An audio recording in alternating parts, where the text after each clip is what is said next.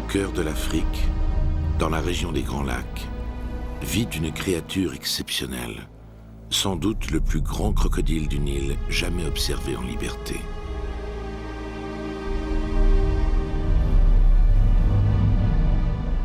En 10 ans, 300 personnes seraient mortes, happées par ces mâchoires gigantesques.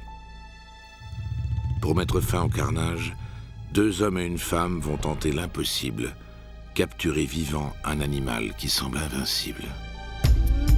Le docteur Leslie est une zoologue sud-africaine, spécialiste mondiale des crocodiles. Sa mission, superviser et coordonner les différentes étapes de la capture.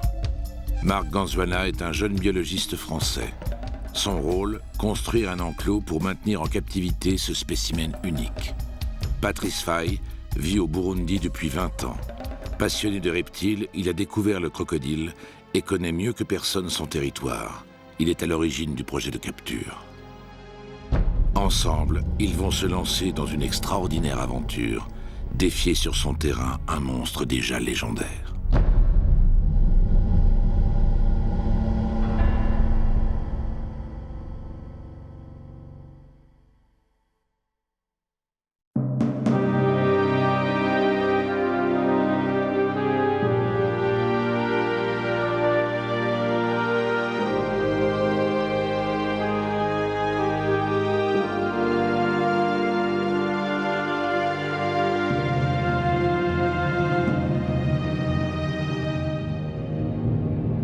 Nous sommes au Burundi, un minuscule État de l'Afrique de l'Est situé entre la Tanzanie et la République démocratique du Congo. À l'ouest du pays s'étend une plaine de 8000 hectares, la plaine de la Ruzizi, classée parc national depuis 1990. La rivière Ruzizi prend sa source dans les montagnes du Congo. 150 km plus au sud, ces eaux boueuses et tourmentées refusent de se mêler aux eaux bleues du lac Tanganyika. Elles ont donné naissance à un vaste delta de 1000 hectares, territoire du crocodile géant.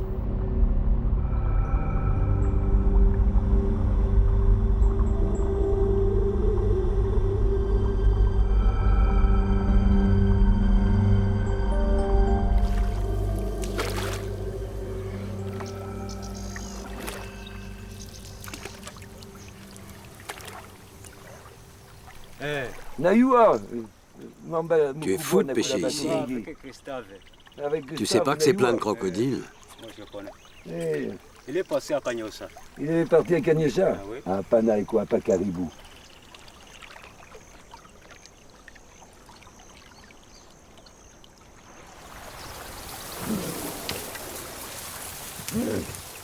Patrice Faye est ici chez lui.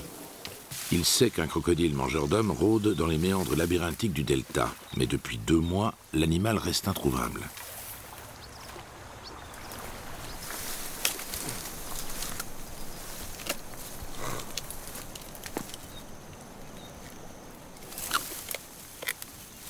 Lors de ses fréquentes patrouilles, Patrice repère souvent des pièges. La réserve en regorge et des dizaines de crocodiles meurent chaque année. Espèce pourtant protégée par des lois internationales, le crocodile du Nil est ici chassé en toute impunité. Voilà. Regarde-moi ça, il est blessé, il est là depuis plusieurs jours. Il est dans... Regarde, il a des blessures partout. Oh là là. Ouais, tu vois, il a une blessure ici qui est déjà presque guérie. Donc, malgré ses blessures, ce petit crocodile de 2 ans a toutes les chances de survivre. Il lui suffira de se mettre plus souvent au soleil et l'augmentation de sa température lui permettra de lutter contre l'infection. Ok. Allez, tu es prêt? Allez. Allez. Dépêche-toi, je crois que je le vois. Soudain, un objet dérivant à la surface de l'eau attire l'attention de Patrice. Un Sitatunga vient d'être tué et les mâchoires puissantes d'un crocodile le tractent dans le courant. La prise est exceptionnelle car ces antilopes des marais sont rares dans la réserve. Le crocodile est fort, imposant, mais ce n'est pas le monstre que Patrice recherche.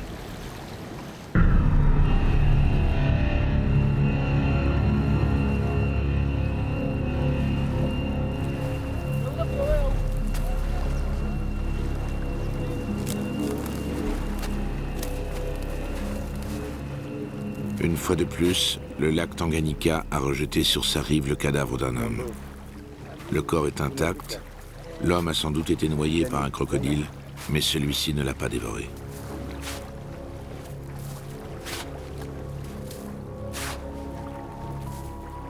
En l'absence de témoins, rien ne prouve à Patrice que le coupable soit le crocodile géant dont tout le monde parle ici.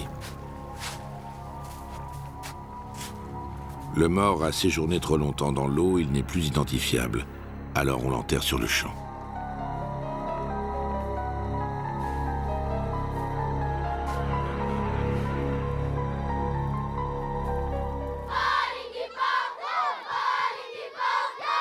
Après chaque accident, pendant plus de 2 ans, Patrice a mené l'enquête.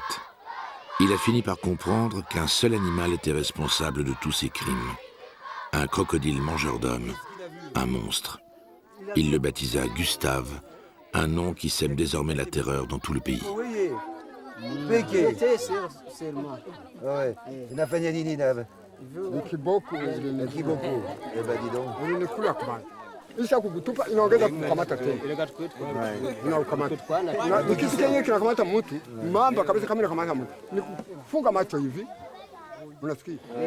Les témoignages comme celui du pêcheur éventré ou de cet homme qui a perdu son fils sont autant d'appels au secours.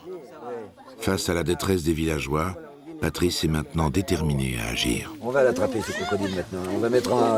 On va prendre des dispositions pour l'attraper. C'est difficile, mais on va l'avoir.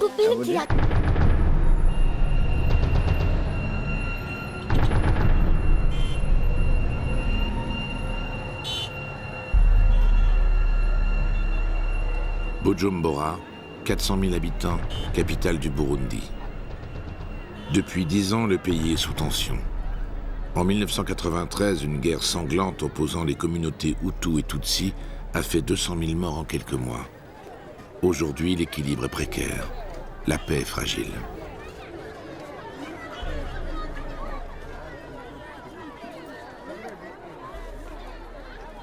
C'est dans un contexte politique difficile que Patrice a rendez-vous au ministère de l'Environnement.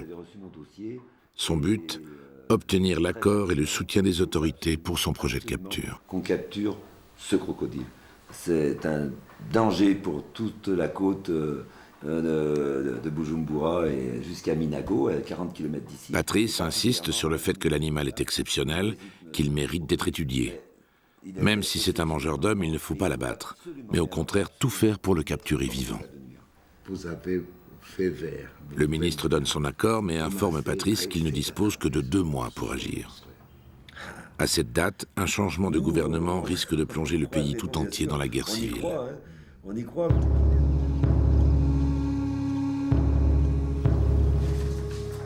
60 jours pour réussir, c'est le temps dont dispose Patrice. Alors s'engage une course contre la montre.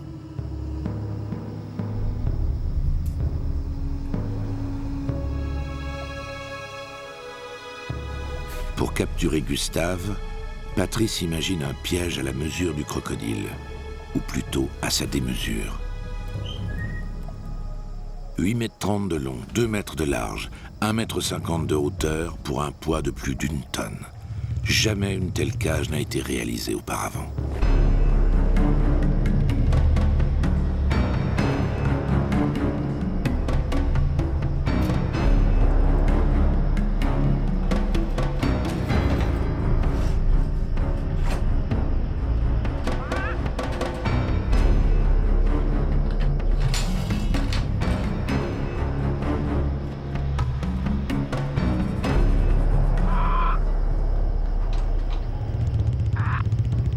C'est ensuite sur une maquette que Patrice optimise le système d'armement qu'il a conçu.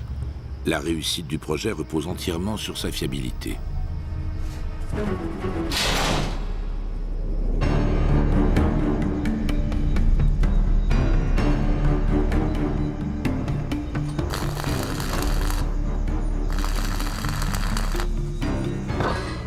Patrice et ses hommes se lancent enfin dans la fabrication de la cage.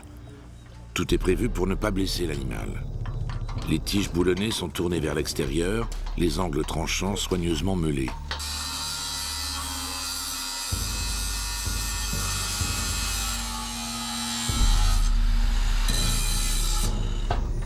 72 pièces composent ce gigantesque puzzle qui doit être assemblé avec une extrême minutie. Le rêve fou de Patrice prend forme peu à peu.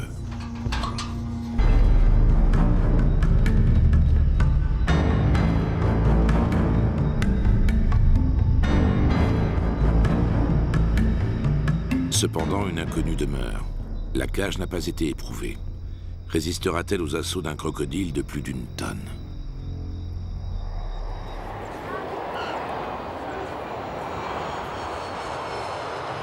Très vite, Patrice a pris conscience de la difficulté de maintenir en vie le crocodile une fois capturé. Il lui fallait donc le soutien d'un expert. Marc Ganzuana s'est immédiatement enthousiasmé pour le projet. Ce jeune scientifique de 28 ans vit en Tunisie où il dirige une ferme de 400 crocodiles du Nil près de Djerba.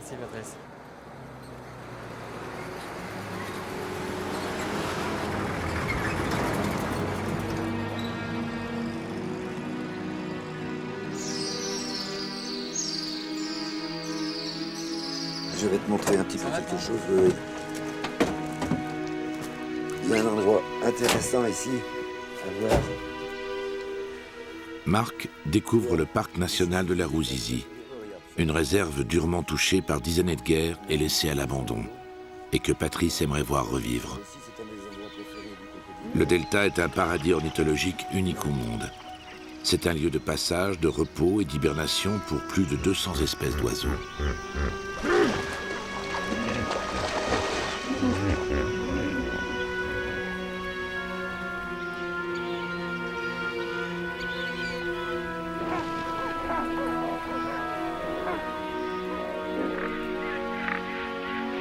Dans les années 1950, des buffles, des éléphants et des phacochères peuplaient la plaine. Mais ils ont été progressivement exterminés par l'homme qui a pris possession des lieux. Seul la rescapé, l'hippopotame. On en compte aujourd'hui une trentaine, répartis en 3 familles. Alors, tu vois, c'est un des endroits que le crocodile aime bien se mettre, parce qu'il y a des bancs de sable ici qui sont... Tu l'as déjà vu ici? Ah oui, souvent, souvent. Mais là, ça fait 2 mois qu'on l'a pas vu. Ça fait 2 mois que tu l'as pas vu? 2 mois, mais on sait qu'il est plus ou moins au nord, là, parce qu'on a entendu qu'il y avait des accidents. Il va revenir, hein, parce qu'il part régulièrement comme ça, il chasse. Tu ne le vois plus, il y a des accidents. Et puis il revient, puis ici, il est relativement calme.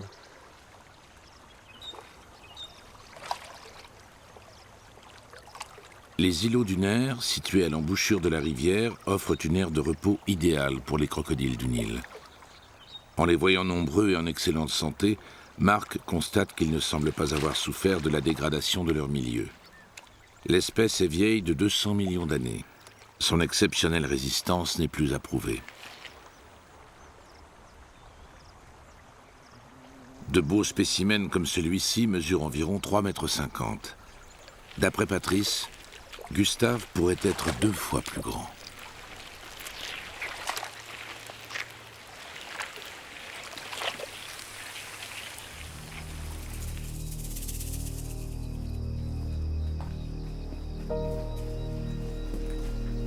Au Burundi, tout le monde parle du crocodile Gustave, mais rares sont ceux qui l'ont vu.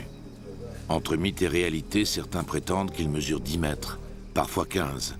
Il est tantôt rouge, tantôt jaune. Des touffes d'herbe lui pousseraient même sur la tête. Gustave n'est plus seulement un animal. À l'égal des démons anciens, il est à la fois familier et terrifiant. Et ça remonte à quand, là, cette vidéo? Je crois que c'est en 99, 98, 99.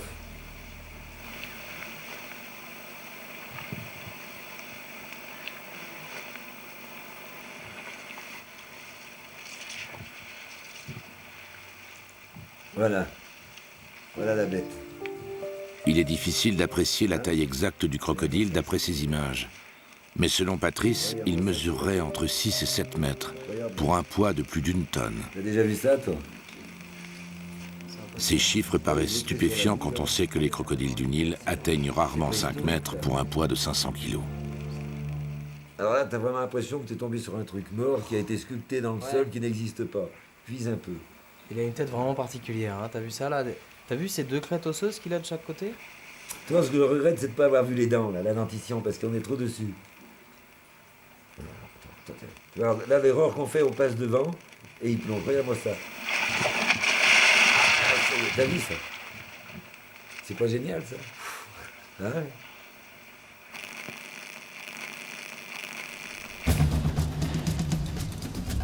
Bujumbura borde le lac Tanganyika, le deuxième plus grand lac d'Afrique. Gustave y fait parfois des incursions. À plusieurs reprises, le crocodile n'a pas hésité à venir tuer sur les plages les plus fréquentées de la ville. Aujourd'hui, sa menace plane jusqu'aux portes de la capitale.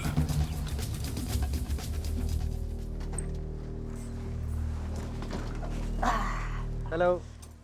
C'est au tour du docteur Alison Leslie de rejoindre l'équipe.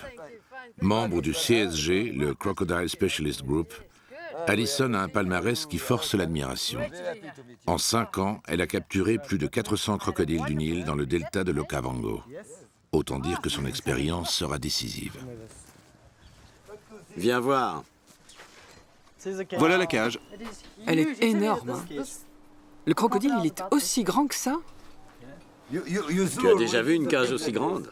Je n'ai jamais vu une cage pareille. Sûrement parce que je n'ai jamais vu de crocodile de cette taille. Il y a une porte de sortie là. Excellente idée. L'animal est tellement énorme, d'après ce qu'on m'a dit, que de le sortir en le tirant en arrière serait été trop difficile. Ça marchera très bien. Ça nous rendra la vie plus facile. Parfait.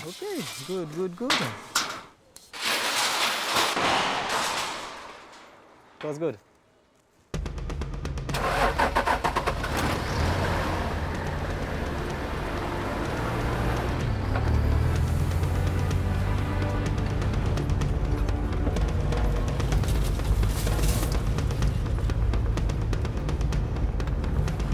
Depuis 10 ans, les scientifiques ont fui le Burundi et la guerre. Le docteur Leslie n'a pourtant pas hésité à venir s'aventurer ici, tant sa curiosité de découvrir le crocodile est immense.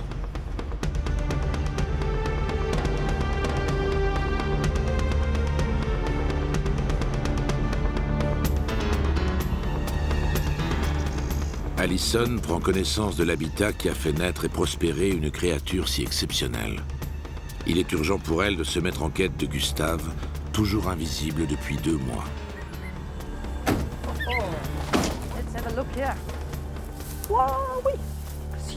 C'est immense ici.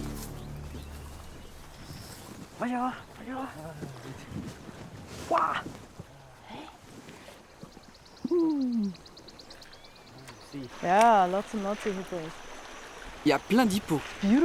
C'est magnifique, magnifique. Il y a beaucoup de courant. D'emblée, la scientifique constate que la Ruzizi est une rivière à très fort débit, alors qu'on est tout près de son embouchure. En temps normal, les crocodiles investissent des deltas où les eaux sont plus calmes, plus chaudes, et donc plus riches en nourriture. Alison sait qu'il faudra en tenir compte pour la pose de la cage. L'installation requiert une berge où les eaux sont plus tranquilles.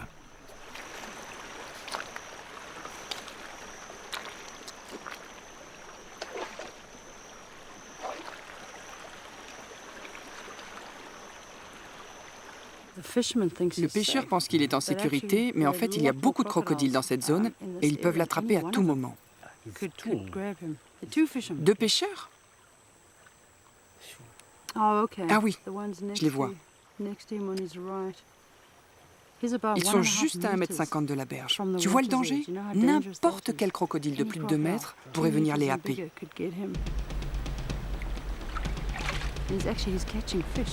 Et en plus, il attrape du poisson.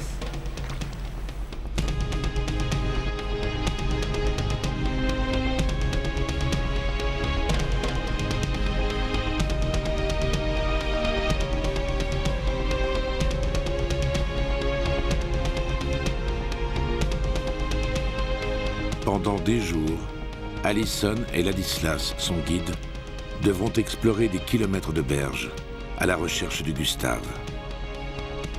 Chaque jour qui passe est un jour perdu. Un jour où l'on craint que le crocodile ne fasse une nouvelle victime. Leur quête est aussi démesurée que l'animal, tant le territoire est vaste, presque infini.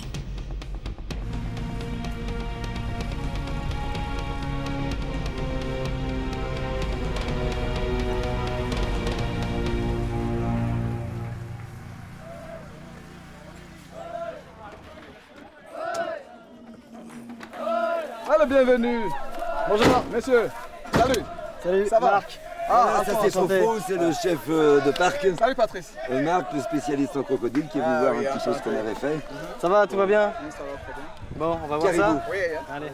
La construction de l'enclos qui accueillera le crocodile après sa capture a débuté il y a 3 semaines. Elle mobilise une vingtaine d'ouvriers, tous originaires de Gatumba, le village qui jouxte la réserve. Donc voilà l'enclos. L'enclos mesure 30 mètres de long sur 15 mètres de large. Vous avez bien bossé. Ça pourrait aller plus vite. Là, c'est les limites de l'enclos.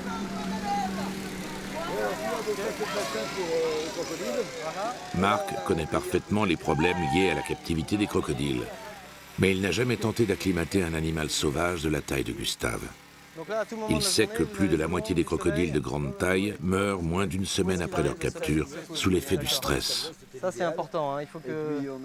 Le scientifique contrôle enfin que le bassin est suffisamment profond, au moins 2,50 m. Où est-ce que vous évacuez l'eau, là? Directement dans le... Oui, il y a un drainage là, il y a parce que, en fait, Il rappelle à Patrice la nécessité de créer une vaste zone d'ombrage indispensable au crocodile pour réguler sa température.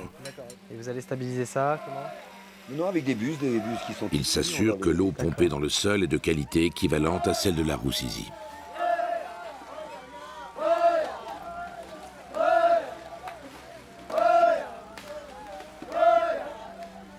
Pendant que les hommes redoublent d'efforts, non loin de là, dans la Roussisi toute proche, le monstre invisible et tranquille rôde toujours.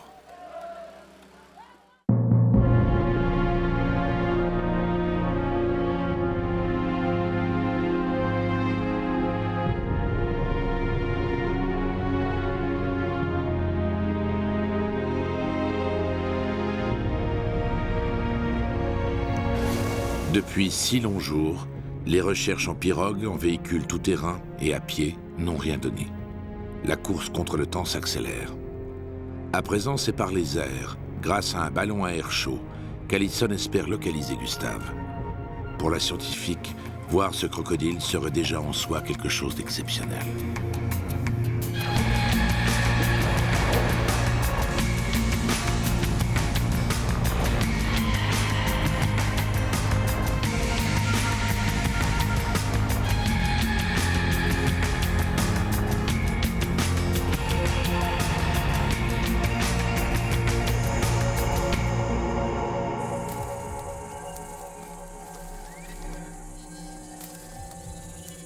Pour la première fois, Allison repère des traces. Une piste qu'elle va devoir explorer malgré un terrain presque impraticable.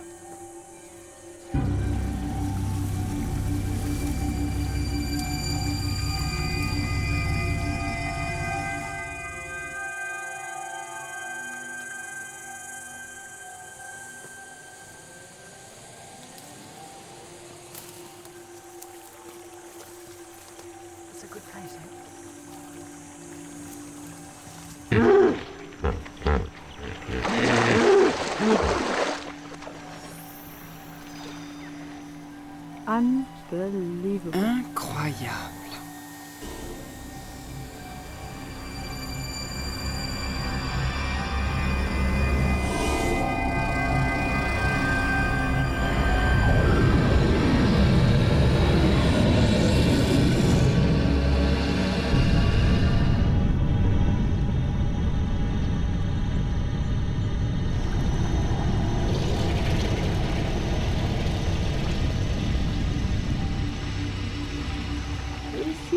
Il est énorme.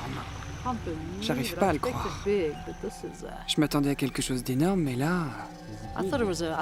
J'ai cru que c'était un banc de sable. Mais en fait, tout ça, c'est du crocodile.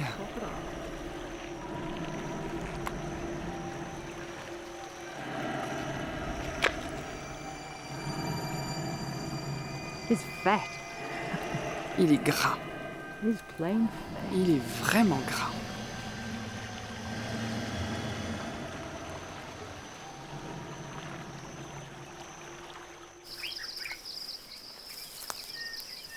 Allison n'a plus qu'une seule idée en tête, renouveler aussi souvent que possible cette extraordinaire rencontre. L'observation se fera sous affût, jamais à moins de 80 ou 100 mètres de distance, car Gustave est méfiant, Et pour cause. La scientifique découvre avec stupéfaction que le crocodile a été mitraillé à l'arme automatique. Les balles ont transpercé son cuir épais mais l'ont laissé indemne. Son omoplate droite porte les stigmates d'une grave blessure, sans doute la lance d'un braconnier. Gustave semble invincible. Il est le digne héritier des grands reptiles qui vivaient jadis au temps des dinosaures. Plusieurs générations de crocodiles partagent le territoire de Gustave. Leur taille varie entre 1,50 m et 4 mètres, tout au plus. L'apparition du monstre révèle à Allison toute sa démesure. Gustave dépasse largement les 6 mètres de long, ce qui fait de lui le plus grand crocodile du Nil jamais observé à ce jour.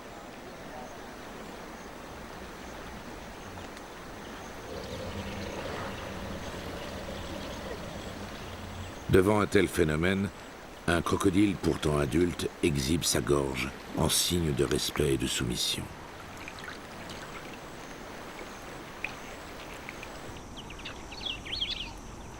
Les hippopotames aussi craignent Gustave.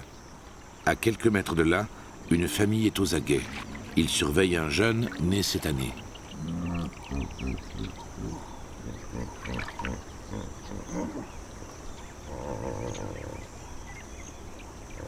Habituellement, jamais un crocodile ne menace un hippopotame, même un bébé. Mais il y a 2 mois, un ranger du parc a vu Gustave tuer et dévorer un hippopotame adulte.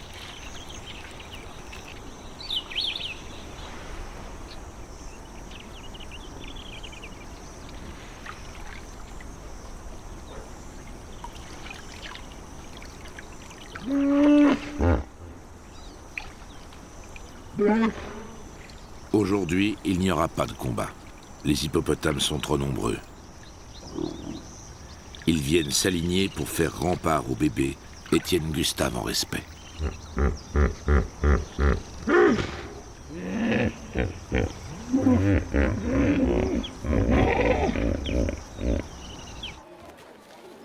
Face à la menace que représente le crocodile, les scientifiques sont persuadés que le projet de capture doit s'accompagner d'un travail de sensibilisation.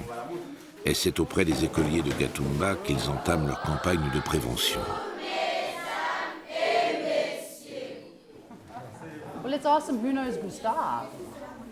On va leur demander qui connaît Gustave.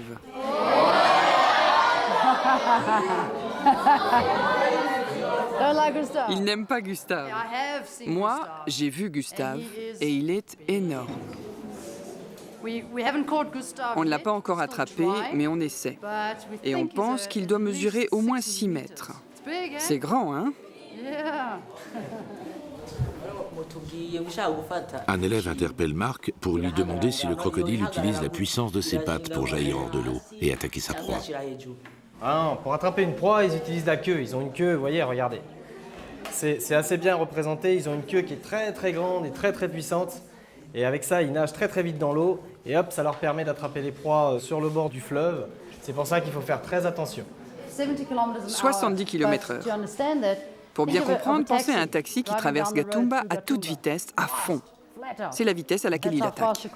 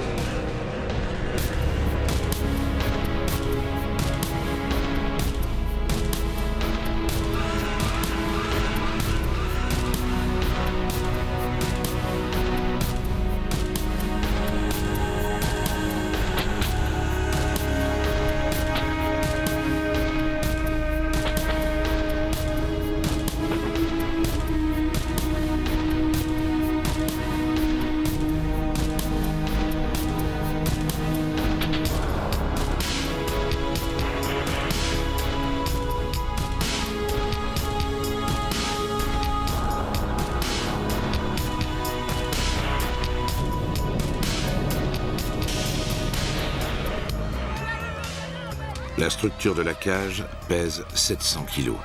Elle ne peut plus être déplacée qu'à bras d'homme. Les habitants de Gatumba se sont mobilisés et portent le piège en triomphe. Ils devront parcourir une distance de 7 km de leur village jusqu'au delta.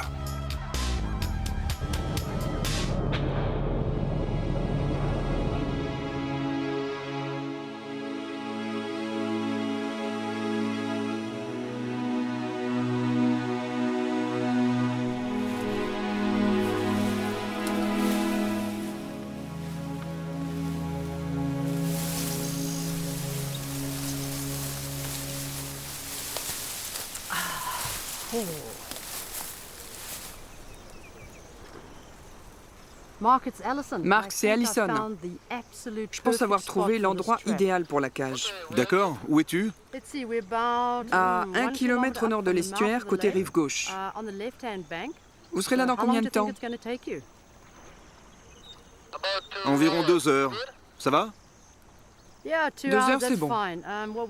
On bouge pas, on vous attend.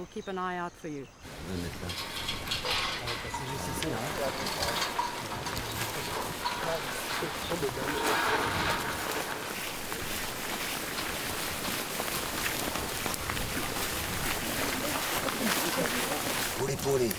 Policia, si on fait avancer là, on va la déposer ici. Papa, Fania, poulet. Pas plein, pas très en même temps, hein, doucement. Voilà.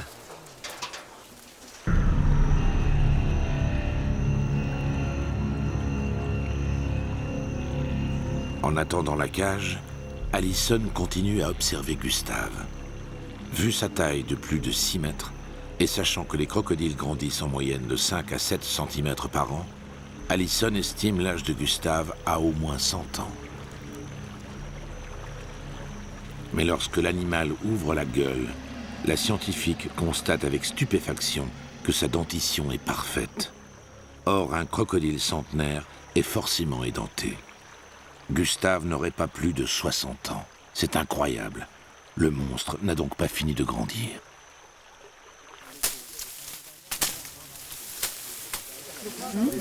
Is that working?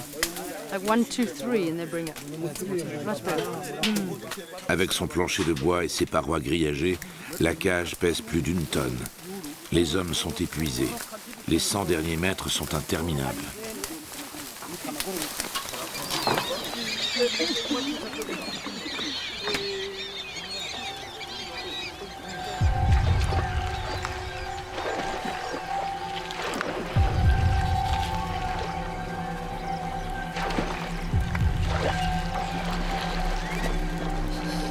Le Marc,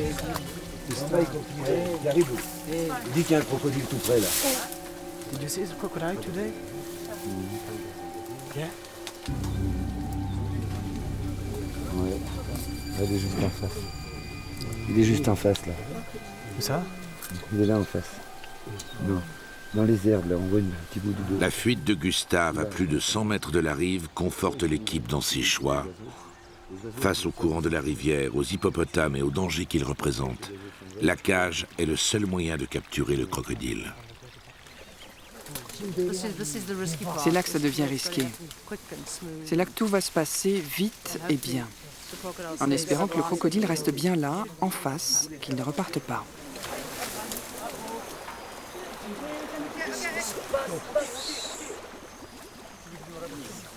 Allez, vous revenez ici. Il faut peut-être même le remettre en arrière. Voilà, c'est bien. Maintenant, il faut que tout le monde recule parce qu'on a fait un peu de bruit. Hein. Mais c'est bon. On a assez de temps. Il faut juste se calmer un peu et on passera à l'étape suivante. Qu'est-ce que tu en penses, Marc? C'est bien, hein?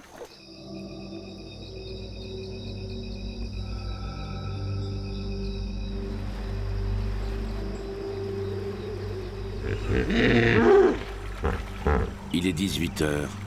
La rivière se réveille.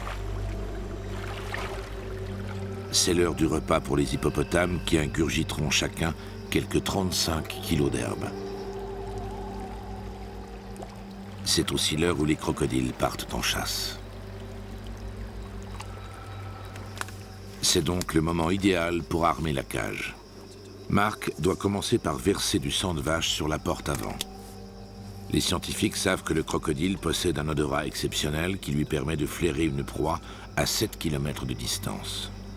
L'opération est périlleuse. Pour Mark, c'est une première.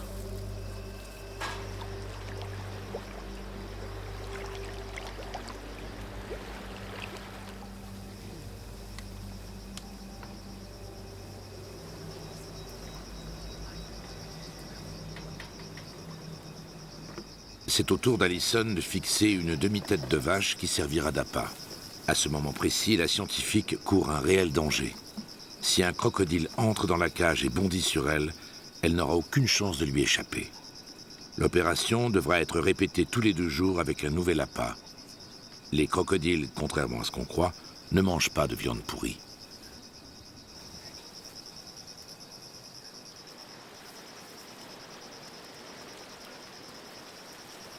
Depuis leur arrivée, il y a 3 semaines, c'est la première fois que les scientifiques ont vraiment la possibilité matérielle de capturer Gustave.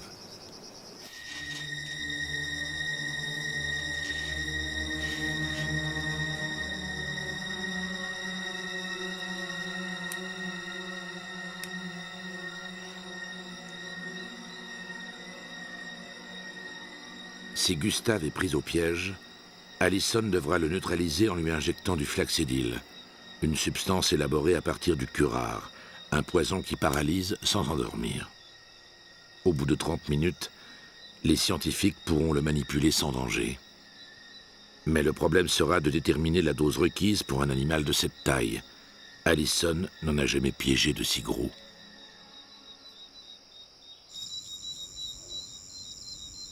Une caméra infrarouge a été fixée à l'intérieur de la cage. Elle détecte toute trace de vie et la restitue sous la forme d'une tache blanche. Soudain, un point lumineux apparaît à quelques mètres de la porte. L'œil d'un crocodile venu reconnaître les lieux. Mais sa curiosité s'arrête là. Il n'entrera pas dans la cage, pas cette nuit.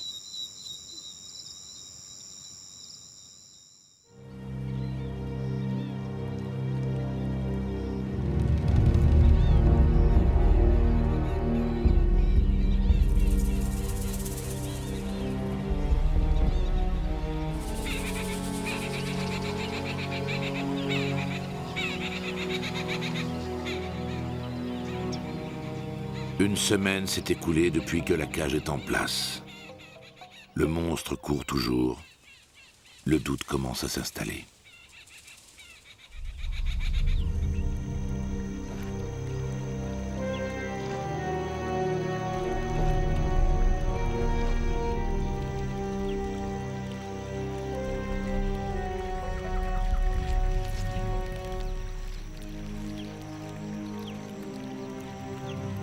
Un matin, Allison découvre la carcasse d'une vache sur un îlet, au plus proche de l'estuaire. Le coupable est tout désigné, ce ne peut être que Gustave. La scientifique attend la réaction des crocodiles. Mais ce qu'il advient est littéralement stupéfiant.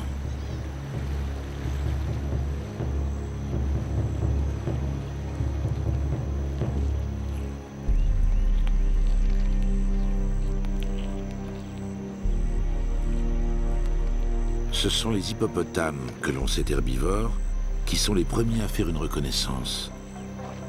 Bientôt, toute la famille sort de l'eau.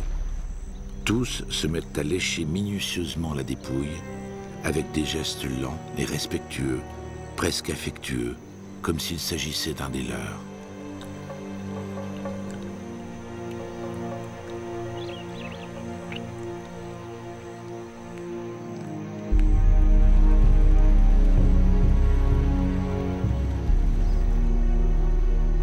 Puis tous se couchent, encerclant la vache, comme pour une veillée solennelle.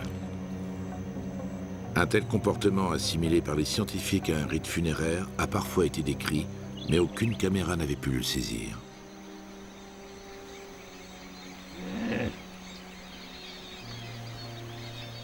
Deux heures plus tard, les hippopotames abandonnent la vache morte et rejoignent l'eau.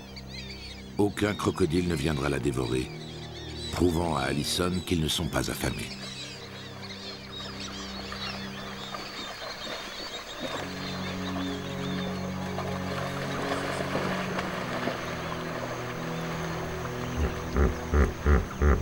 Un crocodile peut rester plusieurs mois sans manger.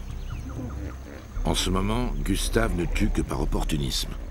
C'est la saison des amours et il est plus territorial que jamais.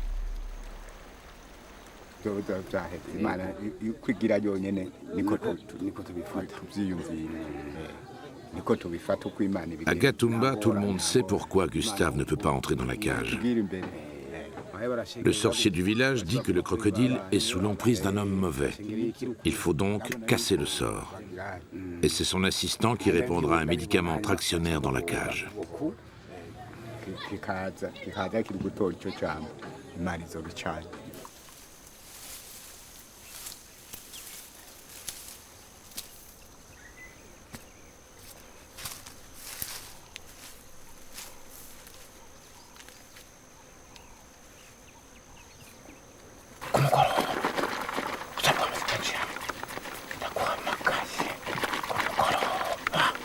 Je pense que si on a commencé, on va jusqu'au bout, c'est tout, puis on verra bien. Mais bon, moi, on ne sait jamais. C'est difficile à dire, on va voir. On va voir, il y a peut-être des choses qu'on connaît pas, qu'ils connaissent.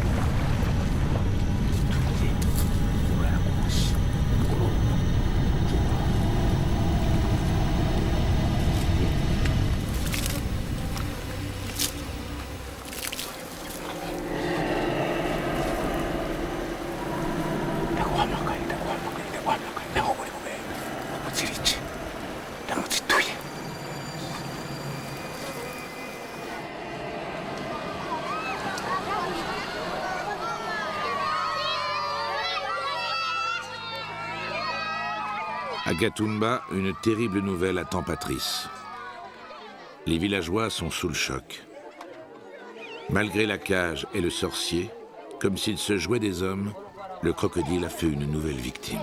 Mais est-ce qu'il y a des témoins qui ont vu? Il y avait des pêcheurs là-bas. Et ils ont vu le grand crocodile attrapé. Oui. Donc c'est encore lui. Et vous avez retrouvé le corps, il était entier ou il manquait un morceau ou... Il manquait parce qu'il a pris le doigt bas. Ouais. Il l'a noyé quoi, c'est tout. Oui. Et il ne l'a pas mangé.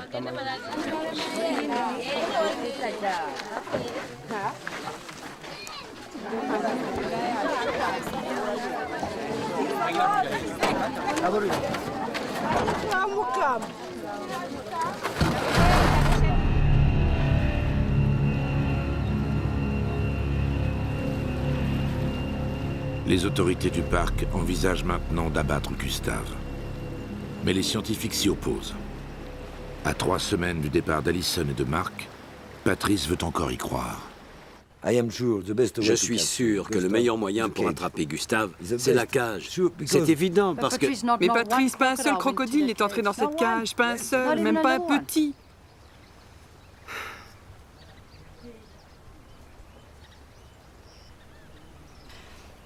Il doit bien y avoir un moyen de l'attraper. Même si c'est une créature exceptionnelle, reconnaissons-le. Il faut repartir complètement à zéro. Je pense qu'on doit tout recommencer et essayer de mettre au point quelque chose de nouveau, une autre technique pour attraper Gustave.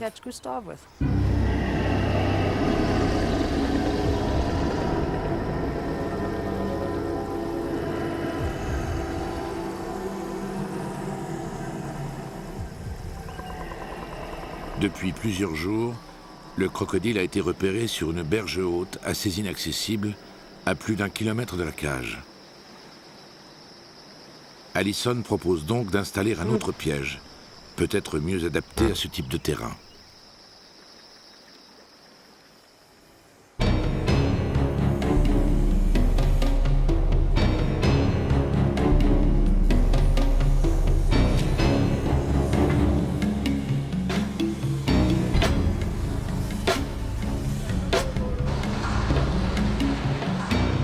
l'équipe a lancé la fabrication de 3 pièges, dits de Pitman, dans une usine de Bujumbura. À l'image de la cage, qui restera opérationnelle, ce sont les plus grands Pitman du monde. Ils mesurent 5 mètres de haut et leur poids frôle les 400 kilos. Le principe est d'ailleurs le même. L'appât est relié à une poulie et il déclenche un mécanisme qui active un nœud coulant. Le tendre. Attention à toi quand même. Le tendeur, construit en lame de ressort de camion, développe une puissance phénoménale. Comme un lasso, il enserrera Gustave en une fraction de seconde. Impeccable, tu vois.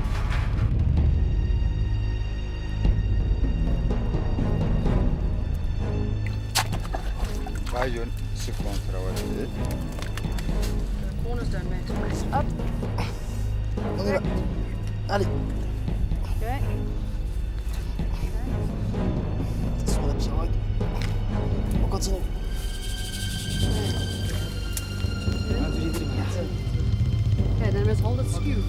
Il faudra 2 jours aux scientifiques pour poser les 3 Pitman sur des points stratégiques. Un travail long et harassant.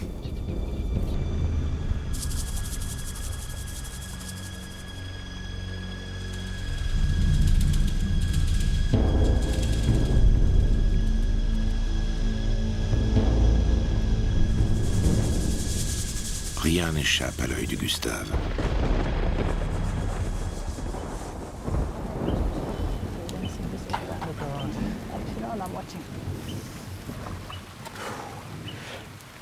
So will level come up or what do you think?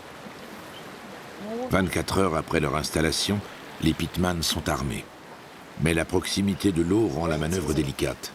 Les crocodiles sont partout. Marc le sait. Une extrême prudence s'impose.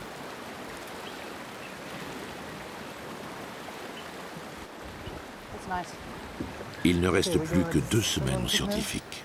Passé ce délai, ils seront contraints de quitter le Burundi. Ils disposent maintenant d'une cage et de 3 Pitman, au total 4 pièges, multipliant d'autant leurs chances de capture.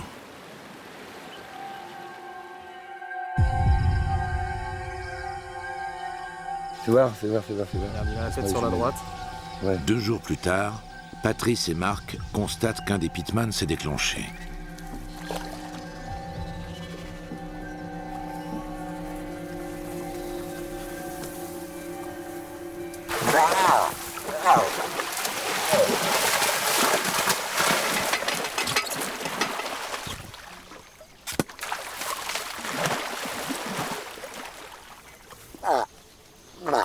Le Pitman a parfaitement fonctionné.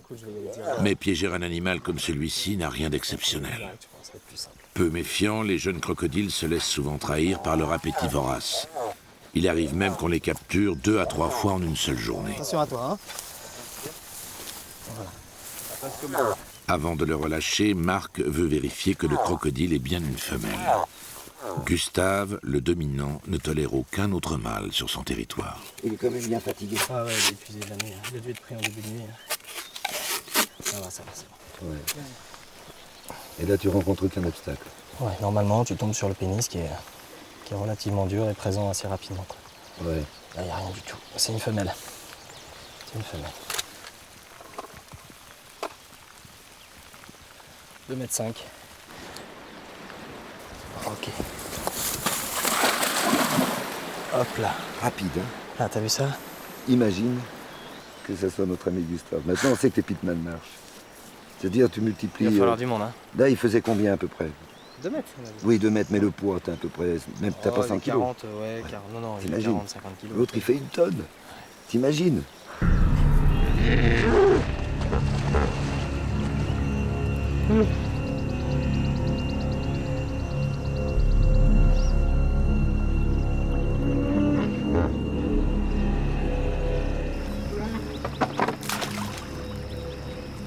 Même si les pièges de Pitman semblent efficaces, l'équipe n'en délaisse pas pour autant la cage. Bien au contraire. Puisque Gustave ne semble pas attiré par de simples morceaux de viande, la cage va permettre aux scientifiques d'installer, et pour la première fois, des appâts vivants.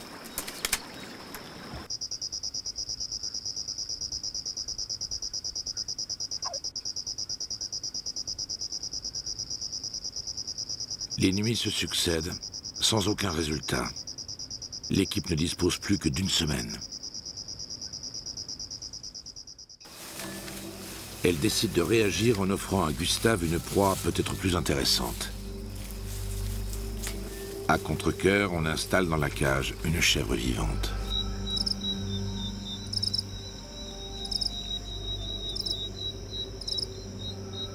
Enfin, une tache blanche apparaît, cette fois plus grosse que les autres. C'est l'œil de Gustave. Méfiant, le crocodile préfère s'éloigner et disparaît une fois de plus.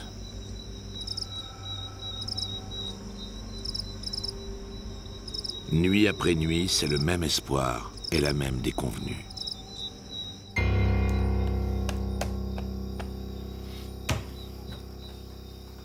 Les images infrarouges visionnées des dizaines de fois sèment le doute dans la tête des scientifiques. Il y a quelque chose.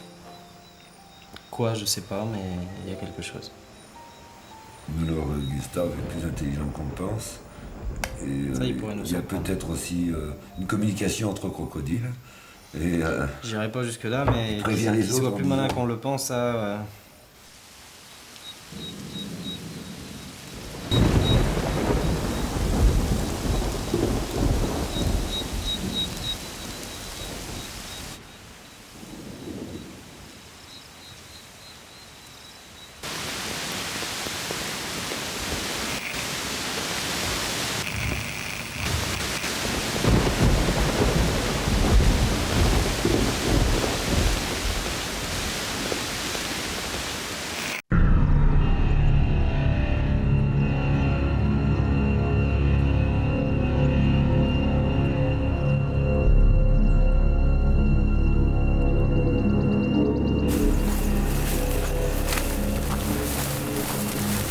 Si elle est déplacée, on va déplacer une fois, on la déplacera une autre.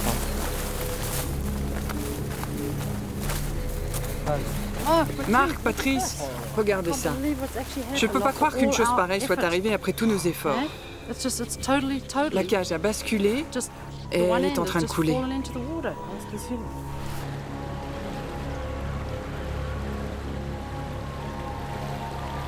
Est-ce le niveau de l'eau qui a brusquement monté pendant cette nuit d'orage? Gustave est-il entré sans que le piège ne se déclenche?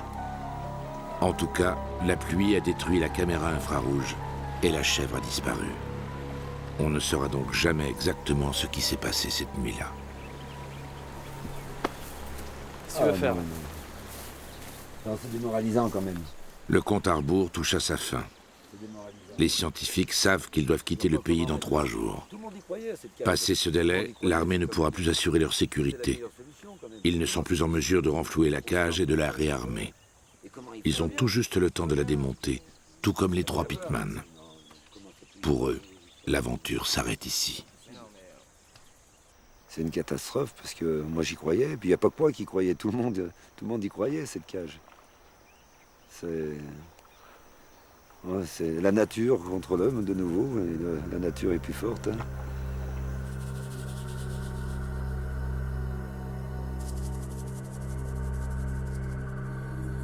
Depuis que le docteur Leslie et Marc Ganzuana ont quitté le Burundi, Gustave est resté invisible dans le delta de la Ruzizi. S'est-il blessé en entrant dans la cage? A-t-il été tué par des braconniers ou abattu par les forces armées? Nul ne le sait. Depuis 6 mois, aucune attaque n'a été signalée. Mais pourquoi?